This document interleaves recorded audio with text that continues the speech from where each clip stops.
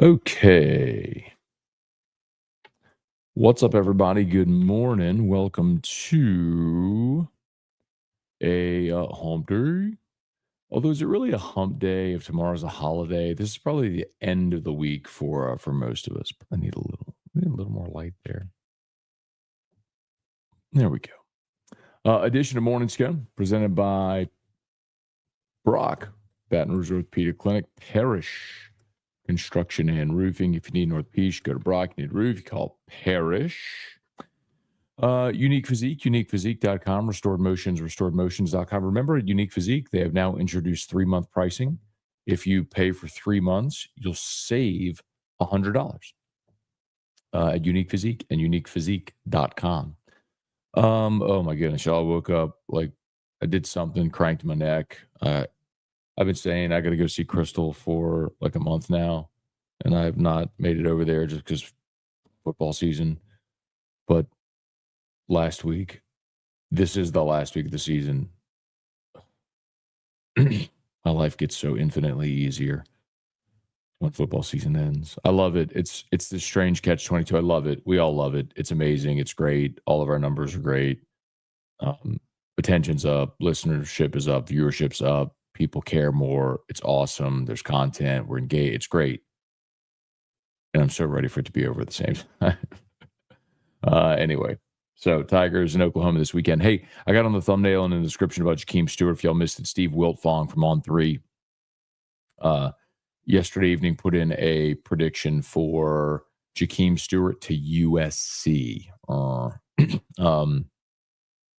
So that's a bummer.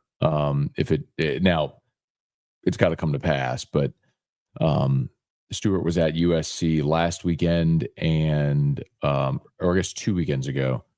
Not this past weekend, 2 weekends ago. He was out in LA at USC. He'll be at Ohio State this weekend. And so, I mean, you're battling USC, Oregon, Ohio State for Jahkeem Stewart. And those are 3 deep-pocketed institutions. And the other piece about SC, which is so interesting because they stink. You got Oregon and Ohio State, who are arguably the top 2 teams in the country. And they're ranked 1 and 2 in the country. And they got deep-pocketed boosters and all that stuff. And then you got LSU, which is home and has recruited him forever. And Frank Wilson's a giant reason why Jahkeem Stewart was even able to reclassify. And you've got a very healthy NIL offer for him. Like before the Underwood flip, Jahkeem Stewart's offer was just under $1 million per year. Just under $1 million.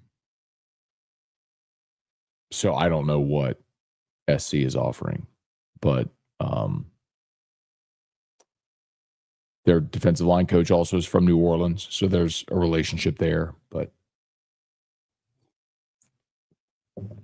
home is home, and Frank Wilson's here, and Bo Davis, they've done a great job recruiting him, and LSU's got a good NIL offer on the table. But you're getting to the point where you realize, man, LSU had identified 3 players in this class with their highest priorities, with Bryce Underwood, DJ Pickett, Jahkeem Stewart. You've already lost Underwood. Stewart's now being projected to go to SC. That leaves Pickett. And it just, after what we saw with Underwood, I'm not going to assume anything is done. Because if a super wealthy booster wants to come in and drop a bag on a kid, chances are he takes it. And why wouldn't he? So we'll see. We're 1 week out from signing day. Got 2 episodes of Locked On actually live right now. Yet last evening I did a full episode on LSU's NIL portal strategy. I try to take all the information and boil it down into 1 episode. So I'd highly recommend you go check that out. Share that episode with friends. If anyone's asked about NIL portal, rev share, all that, I did my best to explain all of it in as simple terms as I can with as much information as I'm willing to share in that episode. So that's live. And then today's episode is 1 week to signing day. We talked about Stewart, talked about Pickett, played the Dave Portnoy audio. For those that haven't heard it, I guess I can go and play it for you here.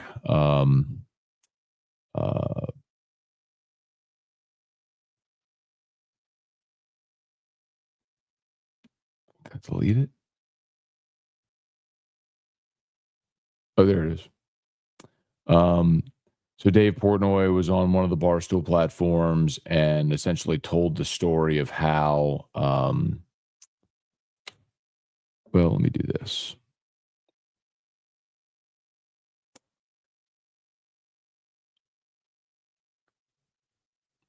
Do this.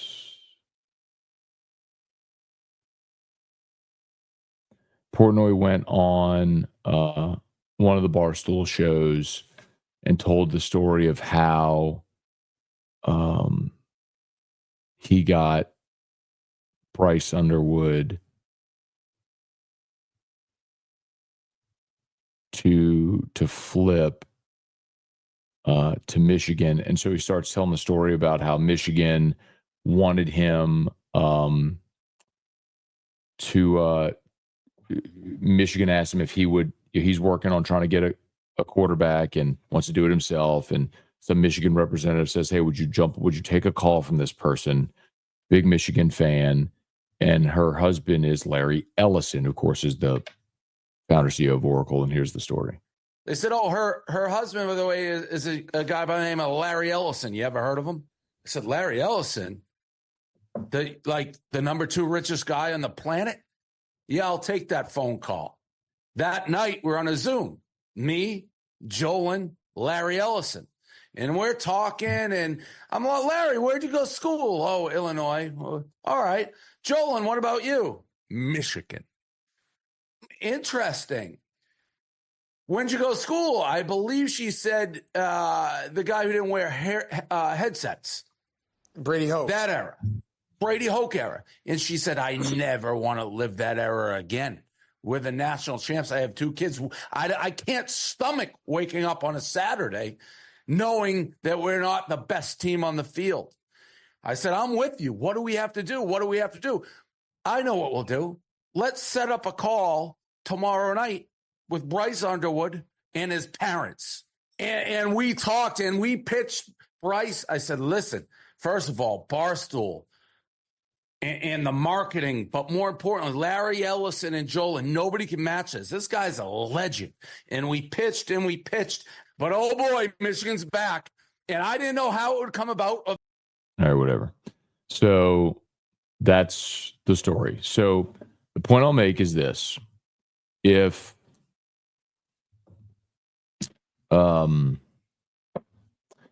anyone ever tries to tell you that Michigan did a great job recruiting Bryce Underwood and they went and got the relationships and flipped him and yada, yada, yada, yada, yada, throw that in their face. Now, it's not sour grapes because I wish LSU had a Dave Portnoy and a Larry Ellison. I do. I wish LSU had them to where if you wanted someone, boom, you could swoop in and get them. It stings for LSU because you did everything right. You invested incredible resources over 3 years recruiting Bryce Underwood and his family. You developed the relationships. You had the plan for him. You spent the money flying there, bringing his family here, all the resources and time for calls and texts and everything. You did everything right to land that prospect. And a rich guy came in 2 weeks before signing day and dumped $12 million in his lap and he flipped. But don't ever let anyone tell you that it was about anything other than the money. It could have been Elon Musk recruiting him to the University of Mars, and he would have taken it if Elon had dumped $12 million on him. That's it. That's all it was. All right, let's say some good morning, y'all. Smash the like button, subscribe to the channel. Kelly Gross, good morning. Jason H., good morning. Brian Wynn, good morning. Blaze Landry, what up? Jacob Thompson, good morning. Which is better rivalry game, Iron Bowl?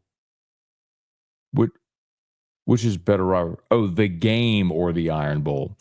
Why please say Iron Bowl? I mean, Michigan, Ohio State's got great tradition. The Iron Bowl, I think the in-state rivalries matter more for those people that live in-state. Iron Bowl, Texas A&M, things like that matter more because you're in-state. Like, you work with those people, you live with those people. It's like, there's way more animus. Brian Thomas, I don't know if it's USC. I'm sure it won't be here to LSU. Talking about Jahkeem Stewart. I don't know. I mean, Brian,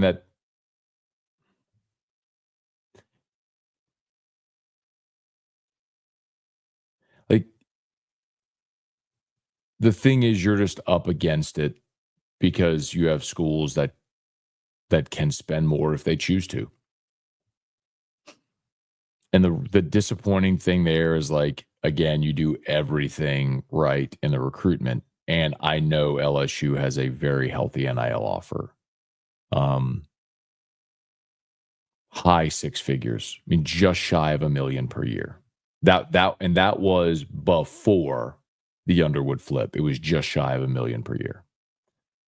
So how much higher are those schools going? Tim Gotro, Ricky Lambert, Brian Thomas, good morning. Jaleel Dean, happy Thanksgiving. Your family, absolute joke, Bam is still in the top 15. Well, somebody's got to be there. I mean, I'll remind you that your LSU in 2018 went to the Fiesta Bowl as a 3-loss team. So someone's got to be there. But look,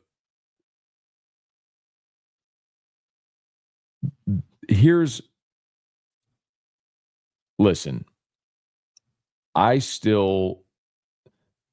the path for Bama into the playoff is so far-fetched. I mean, you would have to have some pretty wild things happen. And by the way, there's no guarantee they go beat Auburn this week.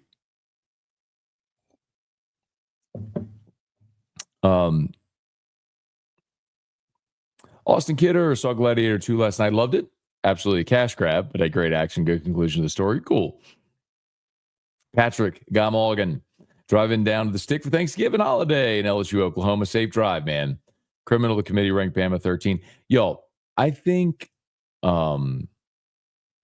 so. First of all, I think you all need to realize what the committee does right now doesn't matter at all. Okay. And I know, like, I don't know how many more ways I can say this. I didn't watch the show last night. I don't know what the rankings are. You tell me Bama's 13. Okay. They're outside the top 12. And remember, the top 12 don't automatically get a spot because the 4 highest ranked conference champions are going to be in. So, I'm sorry, the 5 highest ranked conference champions are in. So you could have a bid stealing situation with a team like Tulane, or well, obviously, if Notre Dame beats USC this week, they're in. I think the biggest winner in all the upsets last week was Indiana, because a 1-loss Indiana is still going to be a lock to be in over any of the 3-loss SEC teams. So just relax. There's still a long way to go. And then what also could happen here is, you could see a Georgia-Texas rematch in the SEC championship game, and let's say Texas beats Georgia. Well, then you got a 3-loss Georgia who played in the SEC championship game. You're going to penalize Georgia for playing in the SEC championship game? Maybe. They did it last year. Where Georgia was undefeated, number 1 in the country, 2-time defending back-to-back national champions. They go play in the SEC championship game, lose to Alabama, and Alabama gets in the playoff and Georgia doesn't. It's not because it was Alabama. It was because, how do you justify having Georgia in and not the SEC champion? That's how they looked at it. Well, in this instance, Texas would be the SEC champion if they beat Georgia. in the SEC championship game. And Georgia would be there with 3 losses, as would Bama, but with 1 more win because they went 10-2 and then had to go play in a conference championship game. So I know everybody's word, but the committee has shown you over and again, they're going to do whatever they want. Precedent doesn't matter. It doesn't matter who's we learned this the first year, y'all.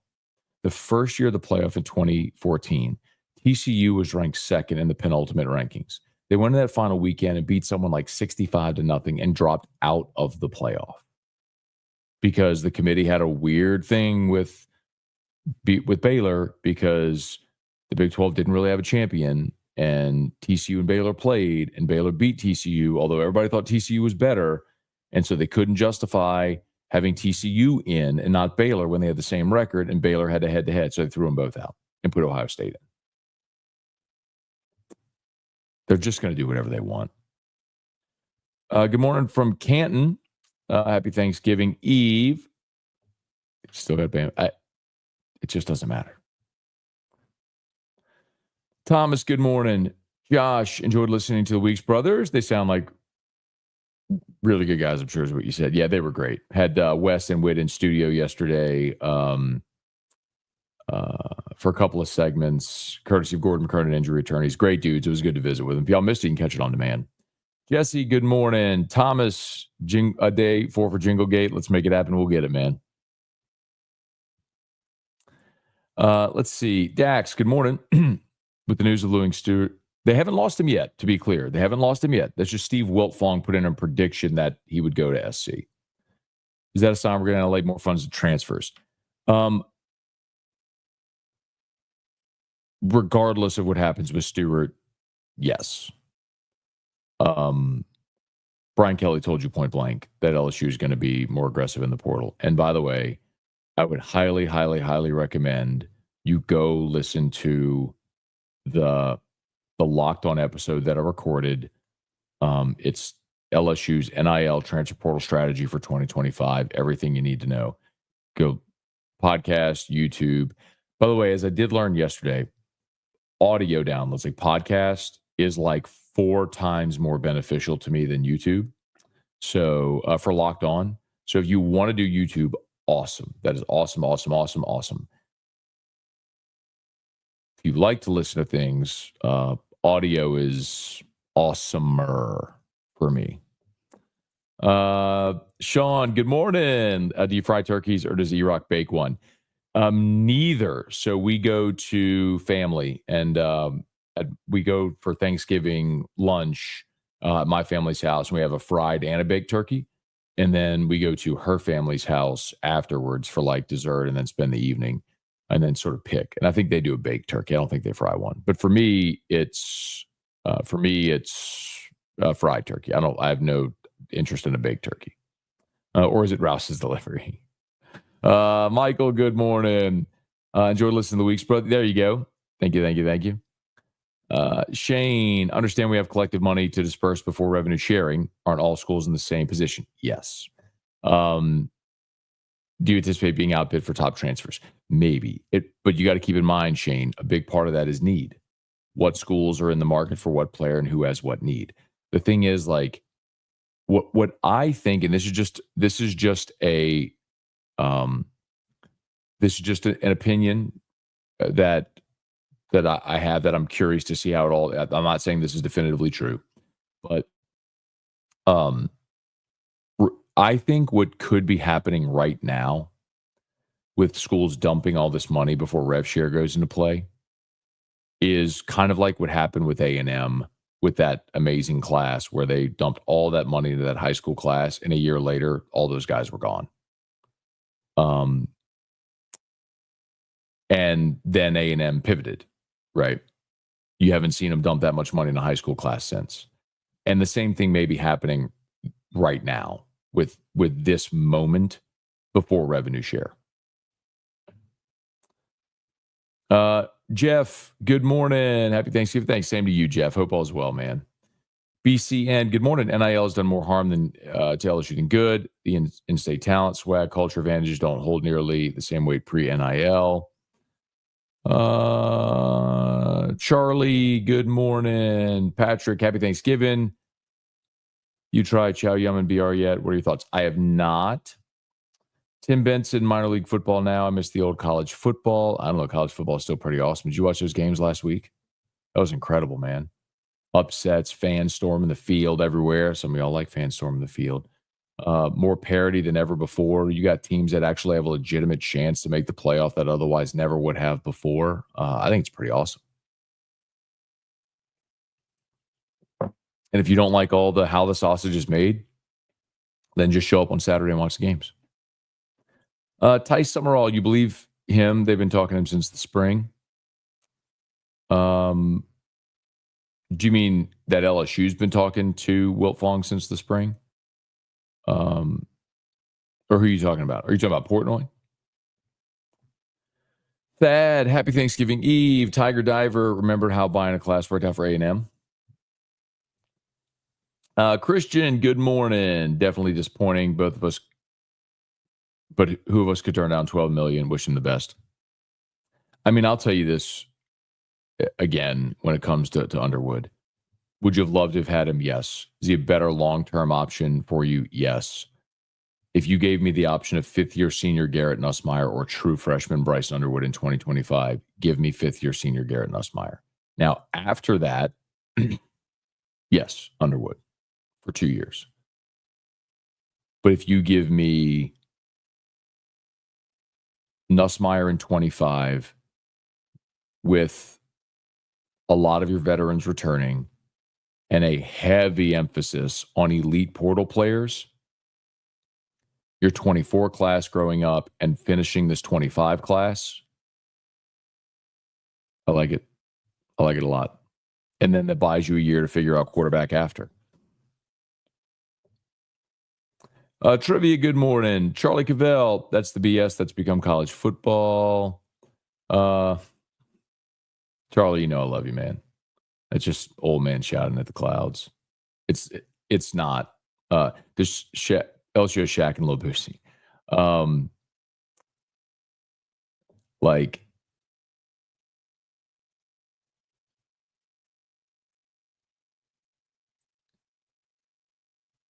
everything that's happening right now was happening before.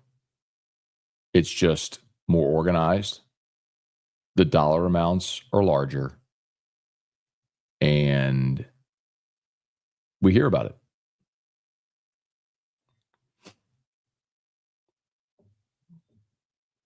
But all the haves pre-NIL are still the haves now. Kyle, good morning, Matt. Wish y'all happy Thanksgiving. Jeremy, morning, happy Turkey Eve. Good is sweet. Erica told me, hey, Mark, good morning. Erica told me last night she put Drew in his bed and he was asleep, and she went to go, like, he gets a tube feed while he sleeps. And she said she walked in there and he was like fast asleep, and he was just like in his sleep went, go this way. Like he said it while he was in his sleep. Jason, what's the school? I forgot to ask a week or so ago at one of the football games. Instead of a coin flip, they dropped the ball from a helicopter. I don't know what the school was, but I did see that video. Lou, LSU can't let top kids in state leave. Saban beat us for years using in-state players. I listen to your Locked On podcast, revenue sharing. Thank you. If you're working at a deficit like how we did, how would that ultimately work? So LSU wasn't. So he's talking about LSU athletic department funds, and so LSU isn't working at a deficit. LSU is one of the few teams in a few programs, athletic departments in the country that actually turns a profit, where you have a surplus, but it's very, very tiny, almost insignificant. For years, you remember LSU actually, the athletic department would revenue share with the school with their surplus. And Scott Woodward came in and very promptly put an end to that. A big part of it is eliminating wasteful spending, and there's plenty. There's plenty of wasteful spending within the LSU athletic department. but also revenue increasing helps fill that gap. But for a lot of programs, a lot of athletic departments that do operate at a deficit, a lot of them will get supplemental funding from the state. But LSU does not. LSU athletics does not take $1 from the state of Louisiana. It's a good question. Michael Thacker, good morning. Does Sloan's future with LSU affect Nuss and his decision? I don't know that. I don't think so. Jason H., Michael Thacker, let's see, just answer that one. Wendell, good morning. LSU basement boy. Morning, Matt. Question. Have you heard any noise on LSU hiring a special teams coordinator this offseason? No. I think, Slade Nagel is one of those guys that it'll be, he's a couple things to keep in mind. One, Slade Nagel has a ton of experience in special teams and was brought in to help with that.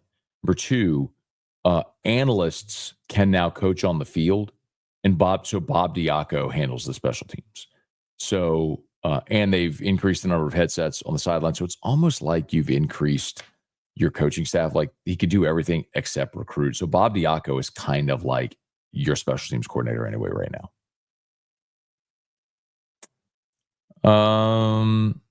Big Easy, have a great week. Thanks. Mark, does Tulane have a realistic shot at the playoff? Mark, I think they do. Now, here's what I think would have to happen. Now, this is not fail proof, but they've got Tulane currently ranked at 17. So the top 5 ranked conference champions will be in the playoff. With Tulane, they're not getting in as an at-large. If they beat Memphis, they finish 10-2. Then conceivably would beat Army in the conference championship game to go 11-2, and they would keep climbing the rankings. What would have to happen is Tulane would have to be ranked higher than the Big 12 champion. So right now, the highest ranked Big 12 team is Arizona State. So you could see a world where Big 10, SEC, ACC, Mountain West, Boise are the top 4 seeds because of the highest ranked conference champion. And then it comes down to Tulane, if they're the 11-2 American champion, or the Big 12 champion, who's ranked higher. So right now, Arizona State is 16, Tulane 17.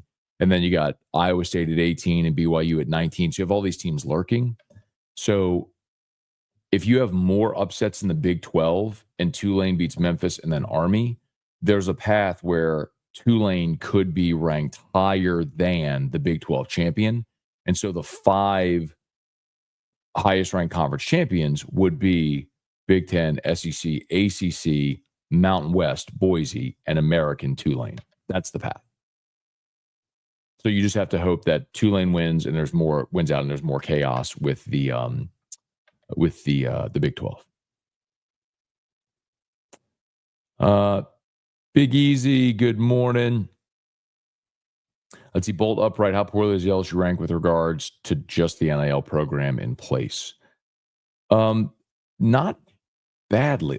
LSU has done a really good job, especially of late, in fundraising. You got to keep in mind, LSU's not the richest school, but they ain't the poorest school either. Remember the class LSU has committed right now. You're still a top 5-6 class in the country. That's after you lost Underwood. You've got DJ Pickett, who's the number 1 cornerback for now. You've got Harlem Berry, the number 1 running back in the country. You've got Carius Kern, the number 1 interior offensive lineman in the country from Arkansas. You've got Cade Phillips, a 5-star from Texas, who Texas wanted him to go take a visit this past Saturday, and he didn't, said he's solid to LSU. You've got Damian Shanklin, who's the number 1 player in Indiana, freakish edge rusher, committed.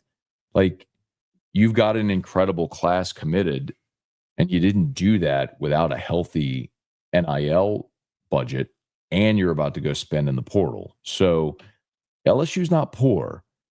They just ran up against one of the richest men in the world who decided he was going to do whatever it took to get Bryce Underwood to Michigan because his wife wanted him to go there.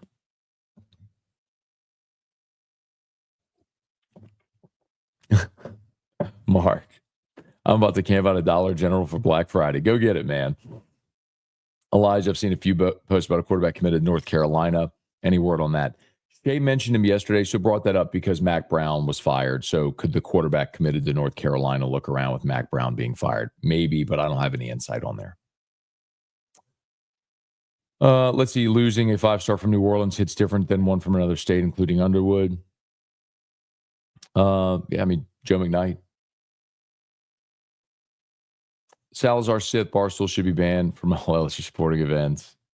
It'd be interesting. Like, if they come back, for their on-campus deal, like, how would that be received? Shouldn't be received well. Brennan, good morning. Yeah, man, thank you so much for watching. Pelicans get Murray back. The DeJounte Murray returns tonight. By the way, don't let me forget this. So here you go. Thomas. Parish Construction and Roofing. Streak Alive. At Parish, we've got you covered. From the top of your roof, all the way down. Parish Construction and Roofing. Parish built. Parish built. Parish built. From your hometown. ParishBuilt.com. Parish Construction and Roofing. I was bummed, man. We had the Parish Thanksgiving yesterday, but it was around lunchtime, and I had a lot going on at work. We recorded the interview with the Weeks brothers yesterday because they're practicing in the afternoon, so we recorded it in the morning, late morning. So I missed the Parish Thanksgiving party yesterday, but great people. Do business with someone ParishBuilt.com, ParishBuilt.com. And, of course, the Baton Rouge Orthopedic Clinic. If you need an orthopedist, go to Brock. Remember, nights and weekends, the after-hours clinic is open. So if you find yourself in need of an orthopedist, Brock, they are the best, brortho.com. And, of course, got that office in Tangipahoa. Got to say it fast, so I don't know if you say the A or not. All right. Find my spot here. Kyle, Matt, I've had these arguments with other LSU fans about LSU not being able to compete with other schools like USC or Ohio State or Texas schools with NIL. Is this accurate? No. Like, look at the class LSU has committed. You can't look at the class LSU currently has committed and say LSU can't compete. Like, that is just factually inaccurate. If you try to say LSU can't compete, look at the class they have committed. I just detailed it. Like, that doesn't happen without Underwood, or without NIL. You just had $1.5 million per year offer on the table for Bryce Underwood. That's not nothing. Yes, LSU is very competitive. There is, however, a small cluster of schools that have right now shown to be very motivated boosters that are willing to drop whatever it takes in certain instances to get players they want. And so it's going to be very hard to get those guys.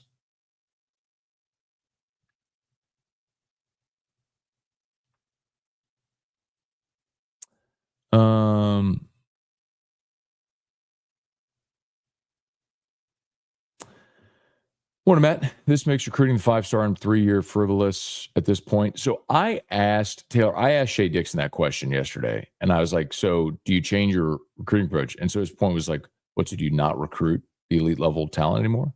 Of course you do. Like, you go through the process, and no different than in years past where you'd recruit guys and they'd flip right before signing day. And sometimes you'd flip guys into your class right before signing day. I mean, this is a tale as old as time. Like, the processes are still the same, or the results. Like, sometimes you flip guys right before signing day, and sometimes guys leave your class right before signing day. Like, it's just the reason it happens is much more public now.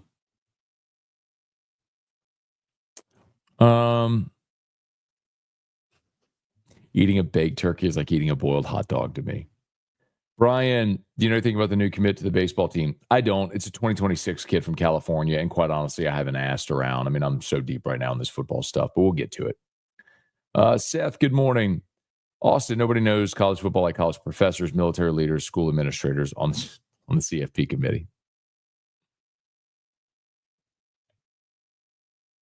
Don, should LSU change its recruiting strategy? No, I think that's the one we just answered as well. Harlan Berry's the number one running back in the country from New Orleans area. You got him.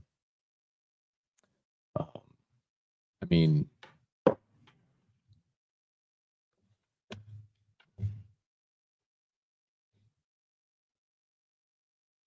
let's look at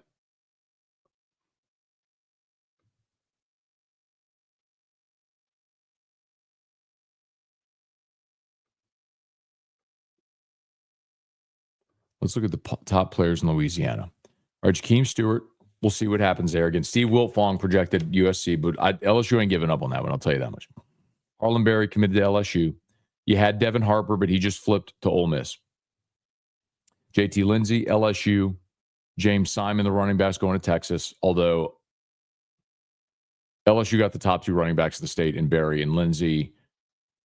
They would have taken James Simon, but they didn't. Let's say it this way. You don't need three running backs in this class, and they got the two they wanted. Suffice to say.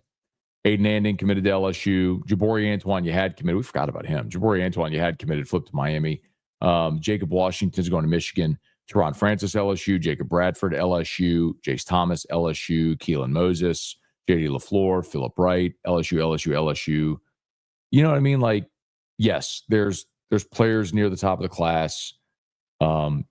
You'd love to finish with Jahkeem Stewart. You would have loved if Devin Harper stayed in the class. But it was one of those things where you had Carius Kern committed, you have Tyler Miller committed, and Ole Miss came in late and dumped a big pile of money on Devin Harper.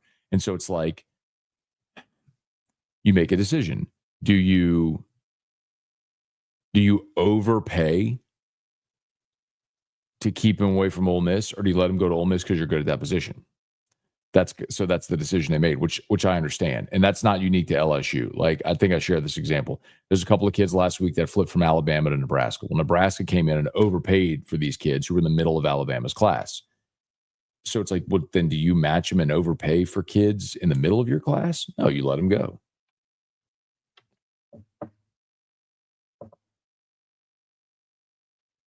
Austin, remember we thought 100,000. It was 180 that Cam Newton got to play at Auburn.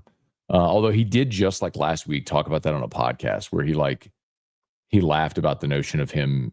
He told the story about like when Chizik told him he was going to be ineligible or whatever. Went to his house with his family, with his mom and them, and they just like busted out laughing when they said they got 180K. So like, man, you can't hide. It's like where we live, it's like you can't hide $180,000. Anyway, it's funny. Brant, how does Oklahoma hold Milrow to no TDs, then goes crazy at LSU? Oklahoma's defense is way better. Darren Reeves, good morning, Matt. Why are we just writing off quarterbacks that we have coming up behind us? We recruited them for a reason, correct? Yeah, Darren, listen, I don't think you write them off. From my perspective, this is what I don't have anything to say specifically about Ricky Collins or Colin Hurley. It's not an indictment on either of those guys. I'm just looking at history in this age of college football. Guys don't stay. So, like, Nussmeier is a dramatic exception to the rule. Before Nussmeier, the last quarterback to sign with LSU out of high school and finish his college eligibility at LSU was Jordan Jefferson. Okay, that's 13 years ago. Guys transfer. So if Nuss comes back next year, you have to assume one of the guys currently here transfers.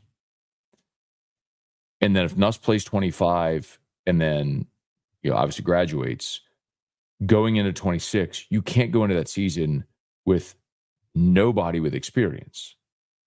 So you're going to go get a player out of the portal who's a starting caliber player. And if you do that, you have to assume someone else will leave. In the same way that in 22, Brian Kelly came in, recruited Jaden Daniels, and Miles Brennan retired. when Daniels came back and Nussmeier stayed, Walker Howard left. Like, it's why you got to sign a quarterback every year, because you're probably going to lose a quarterback every year. That's just how it goes. Nazma Huda, great show. Thank you so much. Appreciate that. Jason H talks, the text doesn't work worth the crap. I'm with you. I wish they had like a function where I think there is one that says like sent with Siri. That's a good function whenever you could see it like on text, because it shows you like why there's typos and stuff like that. Sport Mark, Portnoy and their biggest donor basically have Underwood's family an offer they can't refuse. Exactly. Deborah, good morning. Happy Thanksgiving to all the Morning Scone family. Thank you, Deborah. Same to you. Matt, after losing Bryce, what's up with Michigan going after LSU recruits hard? I think Michigan's going after everybody's recruits hard. I think you're talking about a team that won the national championship a year ago, is going to finish 500 this year, which is to them wholly unacceptable. And so now they are super motivated to spend to get their roster back. And I don't know if they do that every year, but like I think an interesting test case will be Ole Miss. So Ole Miss like rallied their troops, and they saw Jackson Dart coming back and all these contributors coming back, and they're like, this is this manageable schedule. It's a moment in time. So they went ham this year in the portal, spending money. And like, I'll tell you the number. I believe Ole Miss's roster was spent at least 3 times on this year's roster what LSU did, and LSU beat them.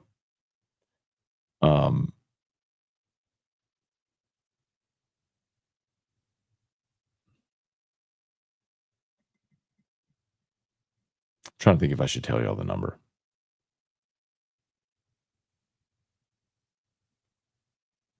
Anyway, so to finish that thought, do Ole Miss people go back to the well this year? Like, are they as willing to spend? Because look, you're going to lose everybody. I mean, all those guys you just went ham and signed, you're losing them all. And you're losing Jackson Dart. I mean, you're losing all this talent. So do you go spend another $18, $20 million, whatever that is, to build your roster again in 2025 for another 9-3 season? How much appetite do they have for it? It'll be interesting. It'll test your mettle, because only one team's going to win. Only one team's going to win every year. So are these boosters willing to keep writing those checks every single year? Now, and we'll also see how rev share changes things.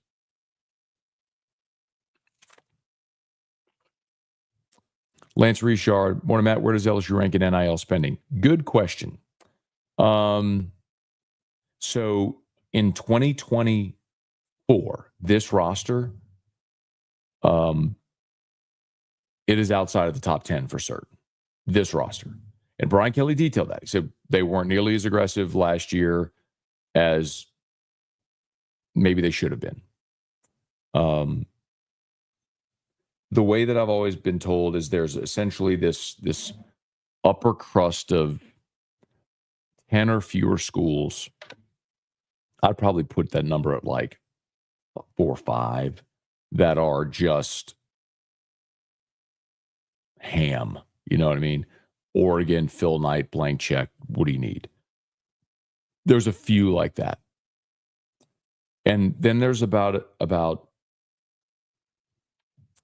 SMU is like that. You want to know why SMU is sitting there right how they are right now? Nobody's paying. SMU's going to win the ACC, y'all. Like, SMU is going to win the ACC and go to the playoff. And they're no joke.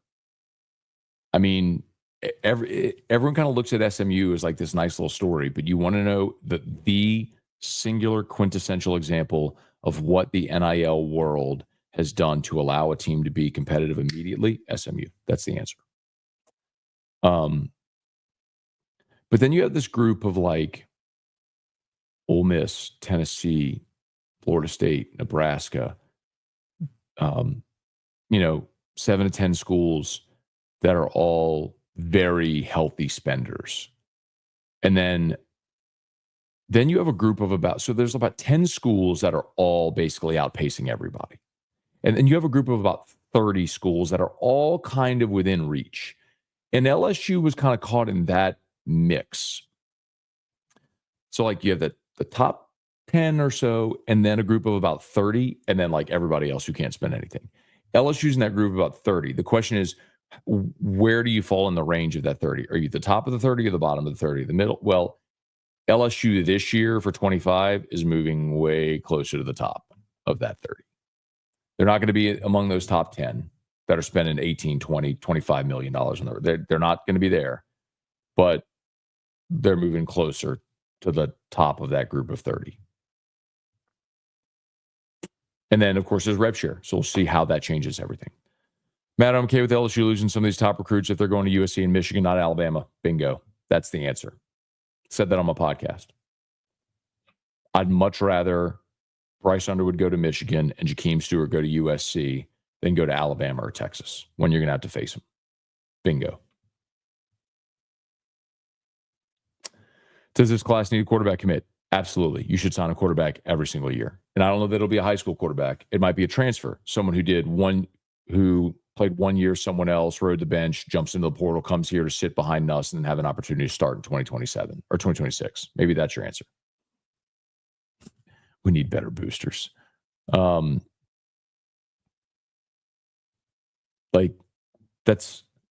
bless Kyle. Do you realize LSU had raised enough money to offer a kid who was not taking a snap $1.5 million per year? That ain't nothing, bro. The fourth or fifth richest guy in the world came in because his wife said, hey, we got to go buy this kid.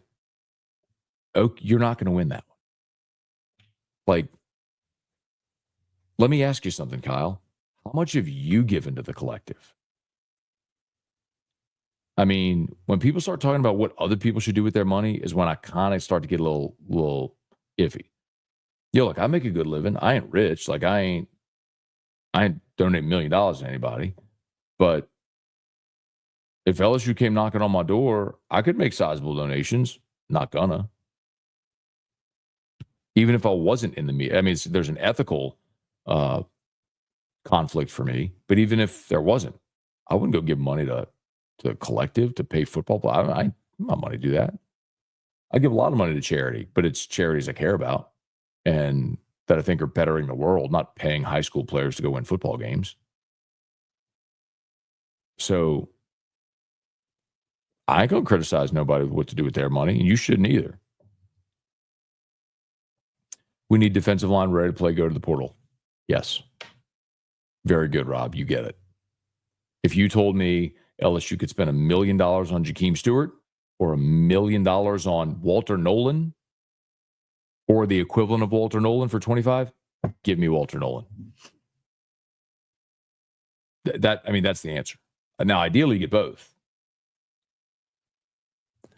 Cortland, good morning. David Tolson, good morning. Kelly's portal and cap comments almost made it sound like their expected growing pains and losses could choose to hold money. No, it's the opposite. Cortland, you got to go. Cortland, go when you have a second. Listen to or watch the video I posted last night, the Locked On video. It's LSU's NIL/portal strategy, everything you need to know. When you have a second, episode's about 30 minutes long, but Brian Kelly answered 5 questions about portal roster. I play the clip and then I explain in great detail everything associated with that, clip by clip by clip. So if you're interested in the whole, and I think anybody should go listen to that, quite honestly. I think I did a good job of explaining what a lot of questions people have and what people need to know. And I talked about that specifically. It's the complete opposite. It was a year ago, they didn't spend. And the answer you're talking about with the cap is that everybody kind of knows that. But there's a piece of the answer that you ignored. That's the most important part, where he says, It's what you do before rev share that everyone's holding their cards close to the vest. And he had a little smirk on his face. I explained that in great detail because that's when you're talking about what money you're going to spend between now and July 1st when rev share goes into effect. That's going to make the difference. Go check it out. Mike, I know the pitch to Nuss to come back is he can have a senior year like Burrow Daniels, but his wide receiver talent isn't close to what they had. And I will tell you first of all, it sounds like they're going to get CJ Daniels back. You could get Anderson and Xavier Thomas back, Kyle Parker back off of injury, Shelton Sampson, athletically gifted. Obviously, we're still waiting for the development. Chris Hilton could come back. And I can tell you they are going after a top-tier wide receiver in the portal. Hey. Yep.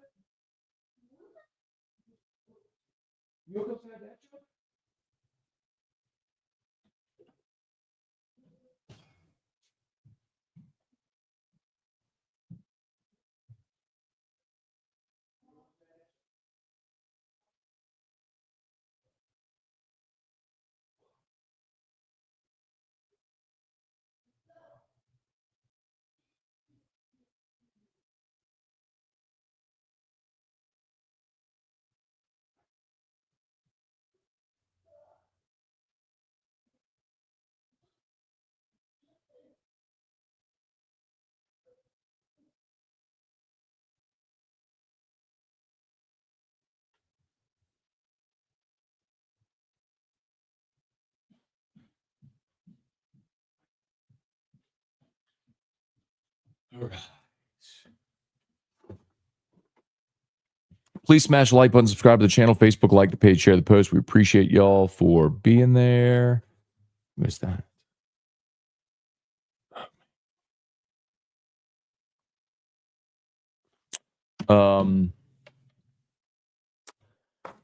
As always, shout out to Brock and Parrish near North Peach. Go to Brock and a roof called Parrish. Unique Physique and Restored Motions. Remember, Unique Physique, they've instituted 3-month pricing now. So if you pay for 3 months at a time, they'll save you $100 on your product. Semaglutide, tirzepatide. Lowest prices, never any contracts. Whole thing over telemed, so you don't have to go into the office if you don't want, and they can ship your medicine anywhere in the country. So if you're watching outside of Baton Rouge, you can still use Unique Physique and uniquephysique.com. Tiger Diver headed in for the OU game. Wanted to win because OU fans in DFW have been insufferable. Hey, Brian, good morning. Hope you have an awesome day, too. Thank you, man. Mark, Washington ranked over Francis is criminal if you watch the tape. Are you talking about the receivers? You're talking about Teron Francis? Rocky Hurley won't stay unless he feels he's got a shot to be the starter in 26. I expect Collins and Swan to transfer. I don't know. Honestly, Rocky, I do have no insight into what those guys are going to do. So I want to be very clear when I say that. I don't have any insider info. I don't know if those guys are leaving. I'm just looking at history to suggest quarterbacks don't stay. Only one can play. Guys have options unlike they've ever had before. It's likely somebody leaves after this year. It's just that if Nuss comes back, one of those guys or at least one of those guys leaves. It's just how it goes. Let's see, Mike. I think if Nuss is rated top 3 to 4 quarterback in the draft, probably best interest, seeing how weak this class can be as an early pick. I don't disagree. I also know that internally the word is his dad is encouraging him to go back to school for another year regardless. Did Meadows commit to Michigan? Nope, has not. And Meadows is actually coming to Baton Rouge this weekend for the game. The thing with Meadows, and Derek Meadows is a receiver from Michigan who plays at Bishop Gorman in Las Vegas right now. There's a lot of thought that he might end up at Notre Dame or Michigan. 6'6" wide receiver. I mean, LSU would like to have him in the class. I'll tell you that he came back like wanting more money, and it was kind of like, we're good. It's one of those situations like I just explained with Devin Harper, where you'd love to have this guy in your class. You would love to have him in your class. But if someone is going to come, and you have an NIL number allocated, but if someone is going to come overpay, you can't, like, you have to look at your cap, at your budget, and say, is it worth overpaying for this guy? Or do we allocate those resources elsewhere? And that's one where it's like, they would love to have him, and they have the NIL deal on the table, but they're not going above the number that they've offered. And if someone wants to come and overpay, then they'll let him walk. But Meadows is coming to Baton Rouge this weekend, so we'll see how it goes. Brant, heard your segment on who all could come back next season. Year 4 could be historical. Year 3 for BK instead, maybe. Maybe. Yeah, I mean, so one of the other things Brian Kelly said in his press conference that I talked about on the episode I'm encouraging everybody to go watch is they've already begun having those conversations with their current roster about who is going to be likely coming back and who's going. And the 3 names that should be most interesting are Harold Perkins, Emory Jones, and Mason Taylor, because there is a pretty good chance that those 3 return. Now, I'm not going to sit here and I'm not going to be sunshine pumper homer guy and tell you they're all coming back. I mean, each situation is individual. We'll see how it goes. But there's a chance that each of them come back. And even if you get 1 or 2 of them back, awesome. Mark, Meadows still committed to LSU. Yeah, expect to be here this weekend. Cortland, I think this all gets more fired. They aren't paying Bryce to ride the bench or hand the ball off. Meadows, sticker flip, I don't know. I mean, all the feeling has been that he's going to flip, but he's coming in this weekend. I mean, that's what I know about it. I just told you what I know about it, which is he's kind of trying to push the number. Their LSU's holding firm. And so if someone offers more and he leaves, they're kind of like, okay, that's kind of where they are. Duval, funny how Max Johnson and Walker Howard left LSU. Neither found a better situation. Make defense great again. Ole Miss spent $20 million. Not quite 20. It was less than 20. But it was close. But it was less than 20. And I know the number, but it was less than 20. Hope Hurley stays. Think he has a lot of potential. Lou Pony Express. Yeah. Cortland warmed about SMU. They turned down 9 years of ACC revenue. Yeah, I mean, that's Cortland. That's been the point I've made. I'm not saying you haven't, but that's been the point I made, which is they got into the ACC by saying, we don't need our revenue share for a decade. Like, just let us in. We'll cover it.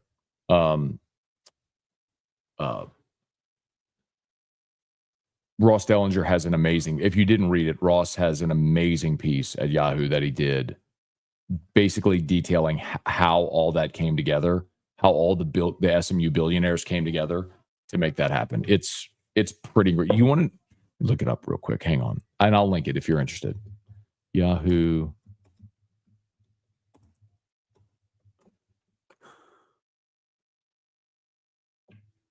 I think this is it. Here it is. It's a 22-minute read. This is it. But it is freaking fantastic. And the other reason I'll tell you I like this, 2 things. Number one, the fact that Yahoo doesn't have a paywall, respected tremendously. And number 2, it's so rare that media companies today will allow a reporter the time to put together a long form feature that reads 22 minutes because they don't see the value in it. They need clicks so they can sell impressions. So they'd rather a 100-word quick reader with a clickbaity headline to get people cycling through so they could sell a higher CPM than actually doing good work. Yahoo hires Dellinger and says, hey, take a month and go put together a long form feature that's going to take 22 minutes to read. Even if it's not our highest performing piece of content, that's the kind of content we want on our platform. And I love that. That's the same approach that we're taking with LouisianaSports.net. We obviously don't have the resources of Yahoo, but it's the same concept. We want to do great content. I'm not interested in clickbait. I'm interested in really good content that I hope people want to read. Oh, sorry, Kyle. It was sarcasm about the boosters. Sorry, Kyle. That's the problem whenever I get 10 minutes, 15 minutes behind on comments, and then I lose it. Sorry. Apologies. Jordan, would it be crazy? A crazy thought, try to lure Walker Howard back. Yeah, I don't think that's gonna happen. It'd be, you mentioned about Simmons. I mean, Simmons is the backup right now, and that, see if Walker stays. Seth, Kyle should put up $6 million to match. Oh, Kyle, now they're coming after you. Sorry, Kyle. LSU's big. You should have used the sarcasm font, Kyle. LSU's biggest need roster-wise, defensive tackle and safety. And then probably offensive line. Because you're going to lose Campbell, Dellinger, and Frazier for sure. Jones might come back, which would be so massive if he comes back. And they're excited about Weston Davis, and I think Tyree Adams can play for you next year. And, maybe you go get a center and you move DJ Chester to guard, or maybe Chester gets better next year and you go find a veteran guard, moving Emory Jones into guard. We'll see how it goes. But defensive tackle, safety, offensive line. Nick, what up, Nick? Hope you're doing well, man. Been a minute. Hope all is well. JTL, what if the portal not as strong this year? There's going to be 1,000 people in the portal. Like, there's always going to be someone trying to get paid. The portal's going to be fine. Question, a few weeks ago, you said we all know why Sam Montgomery wasn't drafted. I don't know the answer. Can you explain? You can read about it. There was a lot of stuff around the draft with Sam. Todd Harris, how does rev share work and change compared to NIL now? Rev share is effectively capped sharing of the revenue that athletic departments bring in. So it's capped, I think, at like $21 million, something like that's the estimate of what it's going to be. Go this way. Someone is here going this way. The big question is, so if every athletic department can spend a max of $20 million, okay, and remember, that's for all their athletics. That's not just for football. So a certain portion that'll go to football, a certain portion will go to basketball and baseball and all that. Well, how does NIL supplement that? That's going to be the big question and the unknown. Cortland, I thought it sounded like he said they were under the cap so they could go hard this offseason. That's what my interpretation was. No. So last year, I do explain it all, and that's a good point of clarification. So last year, they were under the cap, not necessarily targeting this year. It was that they were looking at, a couple things. Number one, they didn't have as much money, to be very clear. Something else I explain is that I'll tell you this point blank, and I do say it in that episode too. Since TAF has taken over fundraising, they have raised they have cleared the $1 million raise per month threshold since TAF took over. They were nowhere near that prior. So that was number one. They didn't have the money that they have now.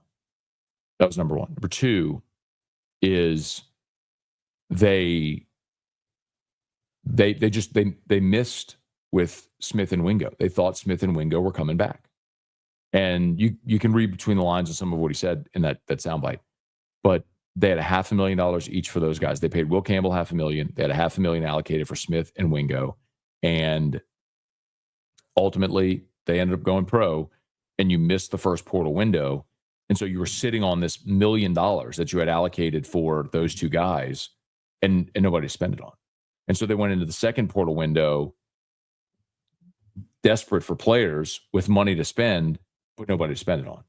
Because the two defensive linemen were Dominic Williams and Simeon Barrow, and Williams wanted 1.2. They're paying Campbell $500K. They're like, can't spend $1.2 million on a guy that's never taken a snap here when we're paying Will Campbell $500K. So it's not. If the interpretation is, Cortland, that they intentionally saved money, that's not true. Or I shouldn't say that's not true. That's not what happened.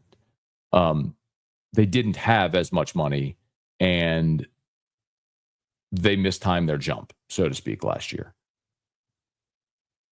Now they have more money. They've got it very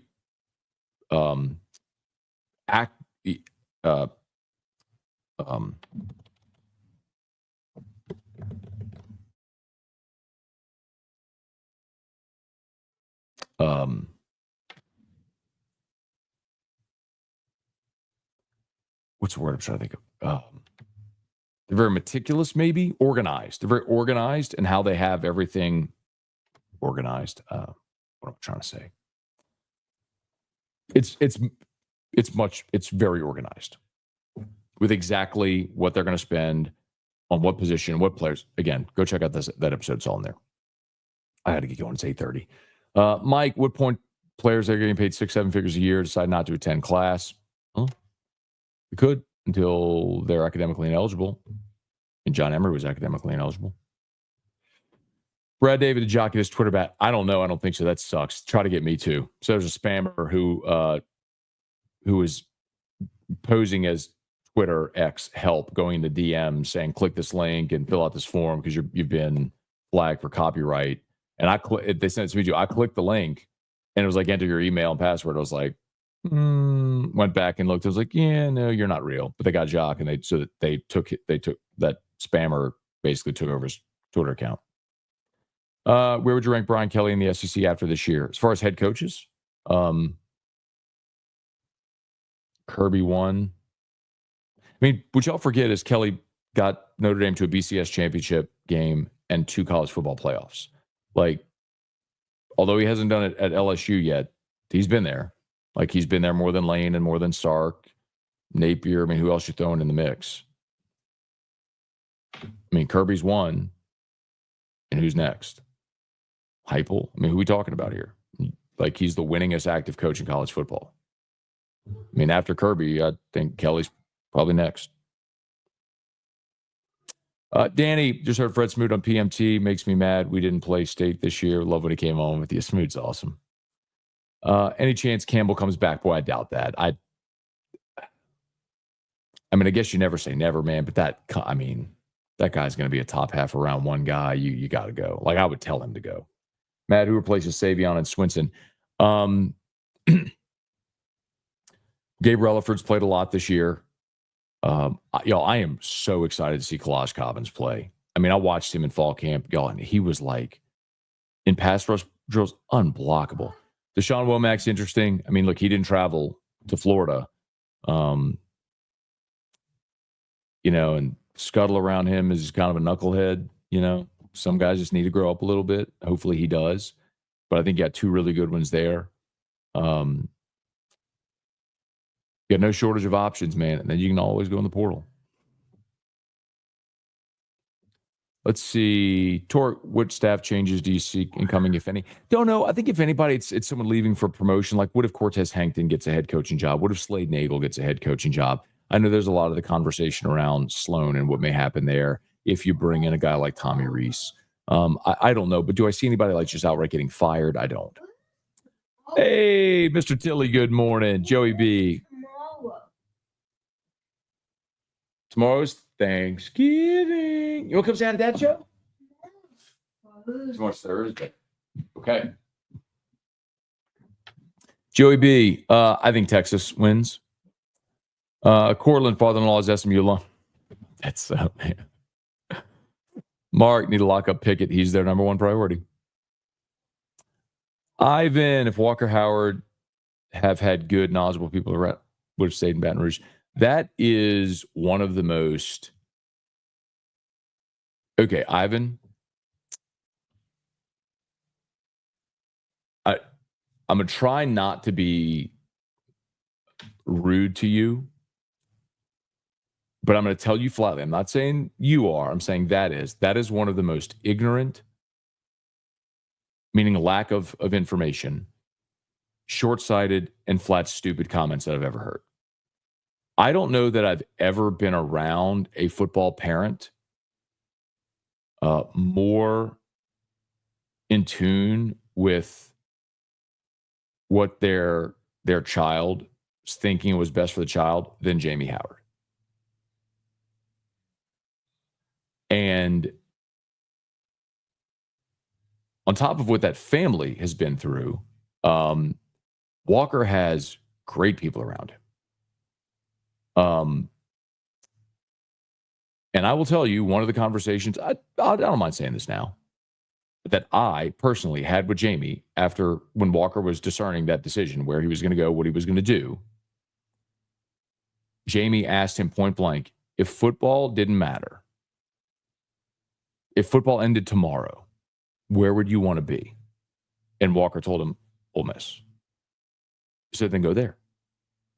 So while you're thinking of it through just strictly a football when can you play lens, Walker had people, a very loving father around him, advising him on life.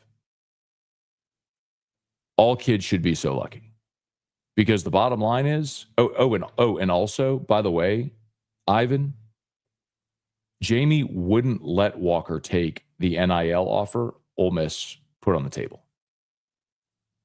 Said, you haven't earned that. He got something. He got the same amount that he was getting at LSU, by the way, to go to Ole Miss. Got the same amount. Ole Miss had offered way more, and Jamie told him, no, you're not taking that. Maybe I shouldn't disclose that because that's a private conversation that I had. But reading that and knowing that there's opinions like that out there annoys me to my core.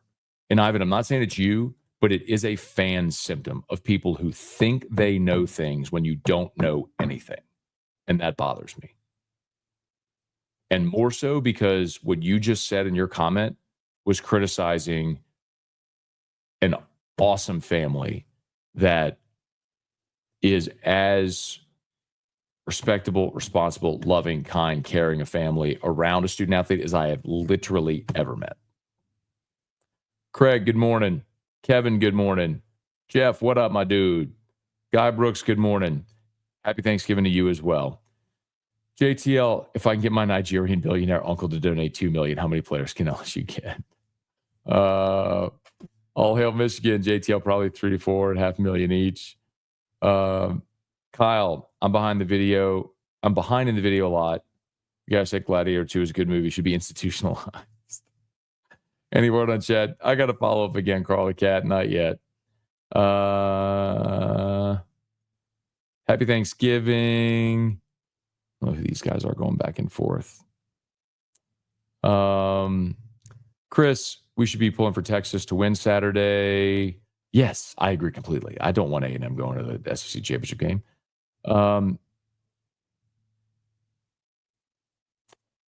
The Yahoo article is about SMU. It was Dellinger wrote it a bit ago.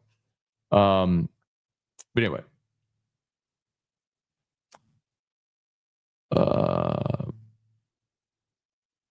Okay, I think we're done. All right. Thanks, y'all, for watching. Remember, all of our sponsors linked in the description on YouTube, tagged on Facebook. Please smash the like button, subscribe to the channel. We will be here tomorrow for Thanksgiving, as we're here every day. And by the way, Black Friday will be episode 2500 of Morning Scone. How about that? Incredible.